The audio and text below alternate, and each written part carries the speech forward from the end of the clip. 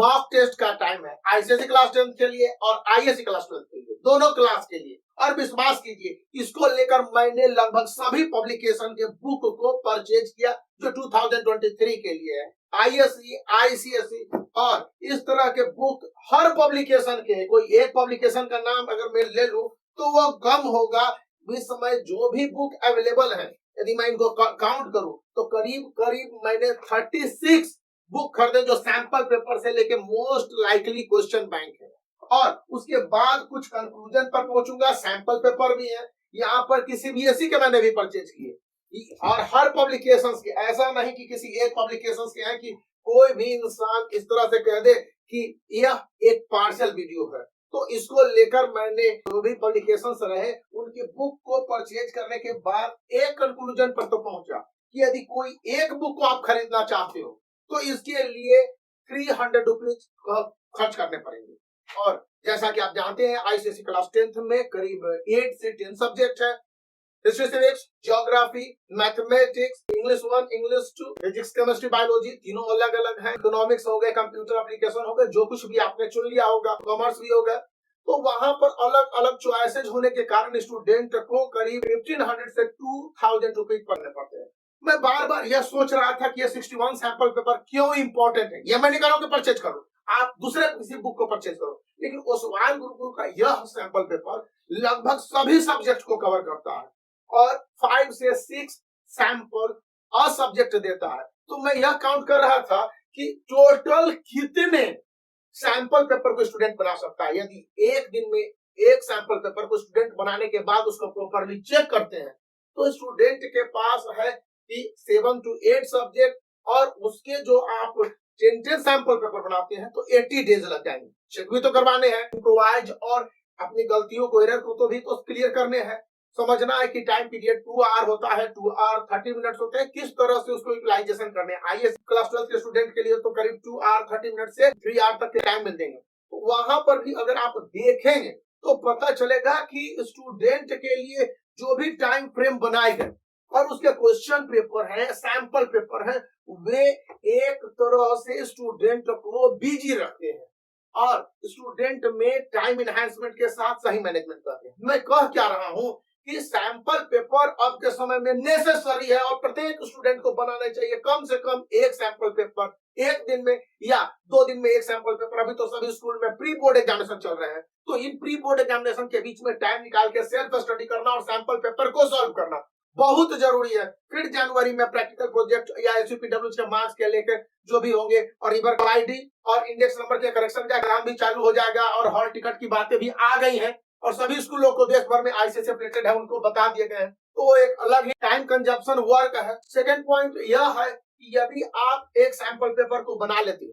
तो sample paper में कौन कौन से खासियत होने चाहिए। मैं इस सैंपल पेपर के प्रत्येक सब्जेक्ट के शुरुआत में कि उसके ब्लूप्रिंट्स दे दिए गए हैं कि एक सब्जेक्ट से क्या आने हैं और क्या छोड़ने हैं। जब आप ब्लूप्रिंट्स को देख लेते हैं तो उसके बाद इंस्ट्रक्शन काफी आसान हो जाते हैं। तो स्टूडेंट को प्रत्येक सब्जेक्ट के ब्लूप्रिंट बनाने होंगे कि किन किन चैप्टरों से किस तरह से फोकस करना है और कितने टाइम मैनेजमेंट करने हैं। सेकंड पॉइंट हो गया कि वर्ड लिमिट। आप एक सैंपल पेपर को उठाते हो, कोई एक सैंपल पेपर, और उसमें क्वेश्चन के आंसर देखेंगे। लॉन्ग क्वेश्चन के आंसर है, शॉर्ट क्वेश्चन के आंसर है, मीडियम टाइप क्वेश्चन के आंसर है या ऑब्जेक्टिव टाइप क्वेश्चन के आंसर है। वर्ड लिमिट बहुत इंपॉर्टेंट है आईएससी के स्टूडेंट के लिए, वही आईसीएसई क्लास 10 के स्टूडेंट के लिए। तो वर्ड लिमिट सैंपल पेपर में जो स्टैंडर्ड आंसर दिए हुए हैं क्या फॉलो करते हैं, और यदि आपके सैंपल पेपर वर्ड लिमिट को फॉलो करते हैं तो द बेस्ट है, वही सैंपल पेपर रखिए और कमेंट करके बताइए कि आपको कौन से सैंपल पेपर सुटेबल लगते हैं। मुझे तो वर्ड लिमिट के हिसाब से एक सैंपल पेपर का सही जजमेंट करना होता है।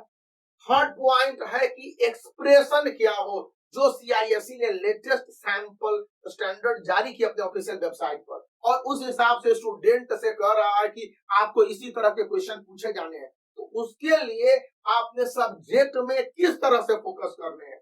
Most likely question bank ISC का फिजिक्स में देख रहा था क्लास 12 का, तो वहां पर जैसे कि क्वेश्चन आइडेंटिफिकेशन के लिए था या फिर न्यूमेरिकल्स में आ जाते हैं, तो यहाँ पर आप देख रहे होंगे कि स्टेप वाइज आंसर का देना होता है, तो वो भी काफी इंपॉर्टेंट हो जाते हैं।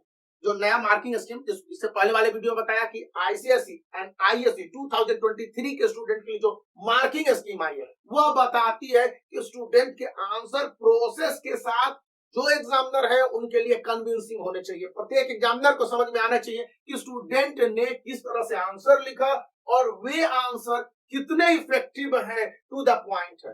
हालांकि यह बताया जाता है यदि आप आईसीएसई प्रोसेस या आईएससी के कॉपी चेक करने वाले एग्जामिनर रहे होंगे, सुपरवाइजर रहे होंगे या फिर अन्य सारे प्रोसेस में जुड़े होते हैं, टीचर्स और स्कूल के भी इंचार्ज होते हैं, तो उनके लिए बताया जाता है कि आप स्टूडेंट को मैक्सिमम मार्क्स देने के अप्रोच के साथ उसकी कॉपी की चेक कीजिए, इवैल्यूएशन का काम कीजिए। लेकिन यहाँ पर एग्जामिनेशन प्रोसेस में जो सीआईएससी कहता है, और आपने पूरे इंस्ट्रक्शन डेट शीट के साथ देख लिए होंगे कि स्टूडेंट को अपने आंसर नीट, क्लीन, प्रॉपरली और रीअरेंजिंग वे में रखने हैं। तो स्टूडेंट को सही ढंग से आंसर देने होंगे। आंसर देने का मतलब है कि जो कुछ पूछा जाता है, physics, chemistry, biology, history, civics, geography, economics, commerce या कंप्यूटर एप्लीकेशन से, इंग्लिश 1 और इंग्लिश 2 तो कंपलसरी है ही, वहां पर भी स्टूडेंट के ऑब्जेक्टिव क्लियर होने चाहिए। ऑब्जेक्टिव और सब्जेक्टिव से मुझे याद आ रहा था कि मैं ये देख रहा था कि आंसर में फॉर्मूले के साथ यदि आपका डेरिवेशन होता है तो 100% क्लियर समझा जाता है, समझता है जो एग्जामिनर कॉपी को चेक कर रहा होता। तो स्टूडेंट ने सही बातें कही। मैं बार बार इस विषय पर फोकस कर रहा हूँ कि स्टूडेंट समझ ले कि उनको कितनी ज्यादा जानकारी है या उन्होंने क्या किया है, यह महत्वपूर्ण नहीं है। महत्वपूर्ण यह है कि क्या वो अपने आंसर शीट में लिखेंगे।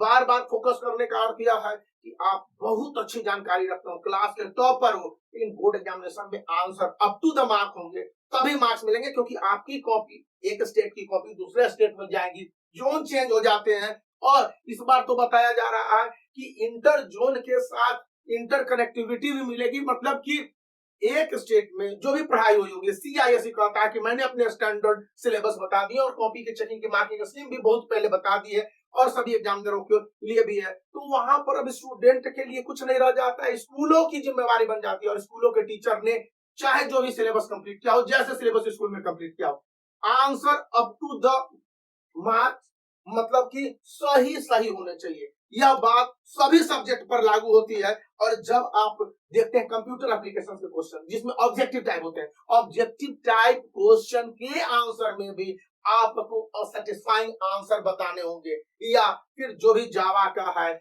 या अन्य सारे पूरे प्रोसेस वाले आंसर होंगे, वहां पर रफ वर्क को भी क्लियर करेंगे। अब ये तो वही कर सकता है जिसने इन डेप्थ पढ़ा हो।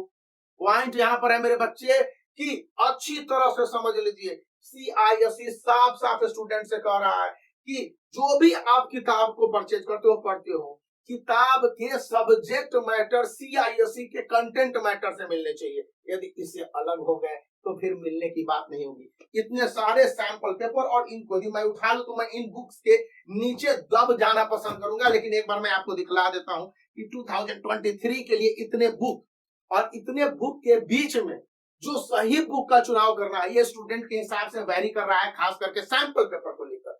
कोई सैंपल पेपर स्टूडेंट को बेस्ट सूटेड लगता है। जो साधारण स्टूडेंट है उनके लिए अलग तरह के सैंपल पेपर है। जो तेज तरार स्टूडेंट है, 90% 100% क्लियर हो चुके हैं, रिवीजन कर रहे हैं, उनके लिए अलग सैंपल पेपर आएगा। और वहीं पर जो स्टूडेंट ने अभी शुरुआत की है, 20% 30% पर है और वो चाहते हैं कि उनके मार्क्स बहुत अच्छे आए, 80% 90%, उनके लिए अलग सैंपल पेपर होंगे। तो स्टूडेंट के अलग अलग रिक्वायरमेंट के हिसाब से मार्केट में जो सैंपल पेपर अवेलेबल है और इनमें से बेस्ट सैंपल पेपर का चुनाव कर रहा है।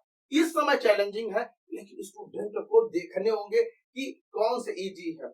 आईसीएसई ये तो मैंने करीब देखा ही देखा है, क्योंकि उनके तो मेरे एग्जामिनेशन में भी जाने हैं। तो वहां पर पता लगता है कि एक स्टूडेंट को up to the mark answer लिखने के लिए जो भी बातें बताई गई हैं कि इस समय प्रैक्टिस जरूरी है।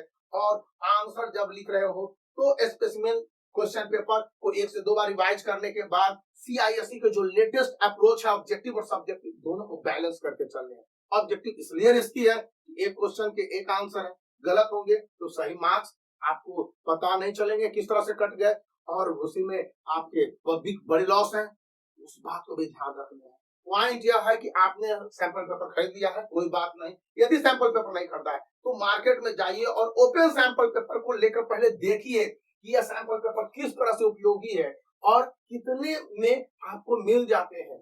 अभी भी समय है और देरी नहीं हुई है, थोड़ा सा टाइम बीत जाएगा तो फिर दिक्कत होगी। इसलिए भी मेरी बातों को ध्यान में रखिए और यदि मेरी बातों से सहमत हो तो इस वीडियो को लाइक करने के साथ चैनल को सब्सक्राइब करके रखिए।